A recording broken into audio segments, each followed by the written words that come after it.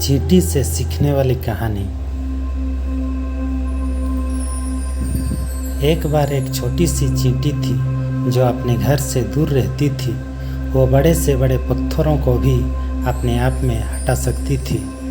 चींटी ने जब अपने बड़े भाई से पूछा कि उसमें इतनी ताकत कहाँ से आती है, तो उसने उससे बताया कि उसकी ताकत इसीलिए है क्योंकि वो निरंतर प्रयास करती रहती है और हमेशा सफलता की ओर जाती रहती है। चींटी ने उसके बड़े भाई से इस प्रेरणादायक उत्तर के बाद सीख ली कि अगर वो निरंतर मेहनत और लगन से काम करोगी तो उससे सफलता जरूर मिलेगी।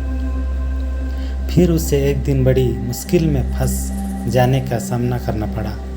चींटी को लगा कि उससे अब तो कोई उम्मीद नहीं है, लेकिन उसने निरंतर प्रयास करते रहने के बारे में सोचा और उसने बड़े से बड़े पत्थर को एक एक करके हटाने का प्रयास किया।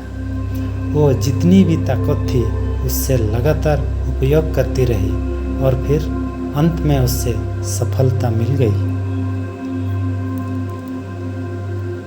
चींटी की इस कहानी से हमें ये भी सीख मिलती है कि कोई भी काम हमेशा से आसान नहीं होता है, लेकिन हमें निरंतर प्रयास करते रहना चाहिए और इससे हम अपने लक्ष्य को हासिल करने के करीब जाते हैं। चींटी की इस कहानी से हमें इस बात का भी अनुभव होता है कि हमें कभी भी निराश नहीं होना चाहिए और हमेशा उत्साहपूर्वक अपने लक्ष्य की ओर बढ़ते रहना चाहिए। इस कहानी का संदेश है कि अगर हम सही दिशा में अपने लक्ष्य की ओर बढ़ते रहें तो हमारी सफलता का रास्ता आसान हो जाता है, लेकिन हमें धैर्य और उत्साह रखना चाहिए क्योंकि दूर तक जाने के लिए हमें लंबी यात्रा तय करनी पड़ सकती है।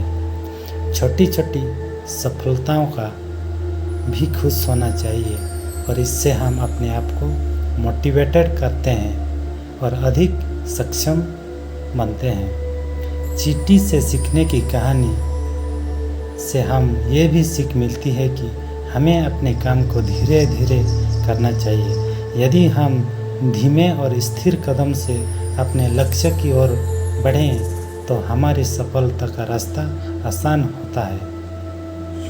इस कहानी से हमें ये भी समझ मिलता है कि हमें चींटी से सीखने की कहानी एक ऐसी कहानी है जो हमें सीखने के लिए कई बातें देती है। इससे हमें ये भी सीख मिलती है कि हमें किसी भी काम में असफल होने से डर नहीं लगना चाहिए, बल्कि हमें अपने आप को मोटिवेटेड करना चाहिए और पुनः प्रयास करना चाहिए। यदि हम अपने आप को हार मान लेंगे तो हम न केवल असफल हो जाएंगे, बल्कि हमें इससे बड़ी हानि भी हो सकती है। इस कहानी से हमें ये भी सीख मिलती है कि हमें सही समय पर सही जगह पर होना चाहिए।